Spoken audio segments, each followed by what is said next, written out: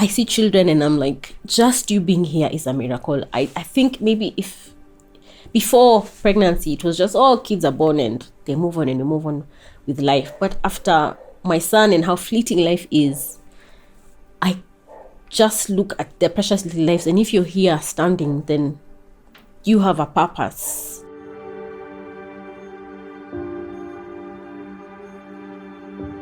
I'm blessed to have a family that is not ashamed of grieving, because my in-laws supported us really well.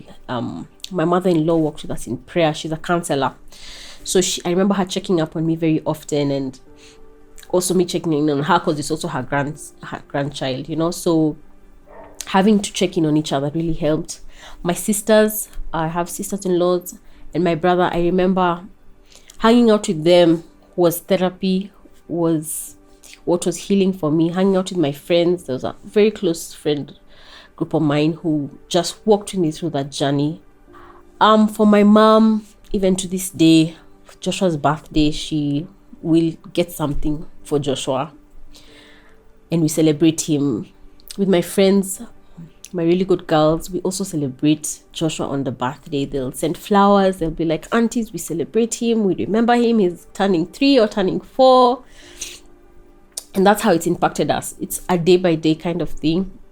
It gets easier, but the pain is still like the first day.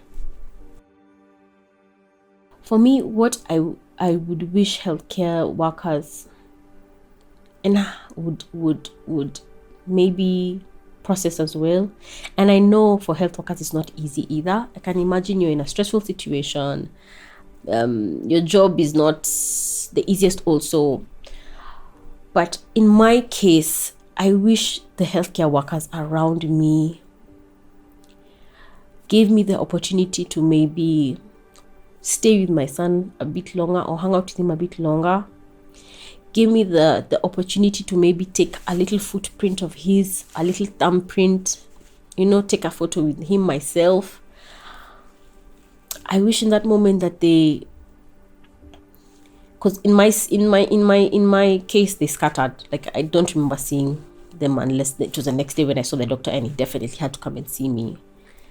But they really did scatter, and I guess they were scared, granted, or whatever they were going through in their own state. I don't want to impose on whatever they were going through, but I wish I had the opportunity to get his handprint, to take a photo with him, tell the people in the room, just give me a few minutes, I need to talk to her and ask her a few things, because when I look back right now, the only photo I have of my son is because my mom and my mom-in-law decided to just snap one photo of him.